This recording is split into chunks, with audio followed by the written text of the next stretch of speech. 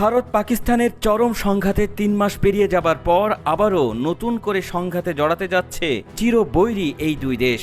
একদিকে ভারত পাকিস্তানকে হুমকি দিচ্ছে সিন্ধু নদীতে তারা বাঁধ নির্মাণ করবে, অন্যদিকে পাকিস্তান প্রকাশ্যে জানিয়ে দিয়েছে বাঁধ নির্মাণ শেষ হলে সেটি মিসাইল মেরে উড়িয়ে দেওয়া হবে।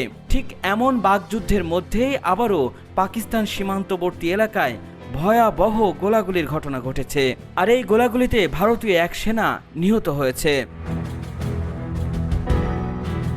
ভারতের সরকারি সূত্র দাবি করছে পাকিস্তান সেনাবাহিনীর সহায়তায় সন্ত্রাসীরা সীমান্ত পেরিয়ে অনুপ্রবেশের চেষ্টা চালানোর সময় গোলাগুলির এই ঘটনা ঘটেছে। আর এ কারণেই ভারত শাসিত জম্মু ও কাশ্মীরের উরি সেক্টরে এক ভারতীয় সেনা নিহত হয়েছেন। বুধবার এক প্রতিবেদনে এই তথ্য জানিয়েছে ভারতীয় সংবাদ মাধ্যম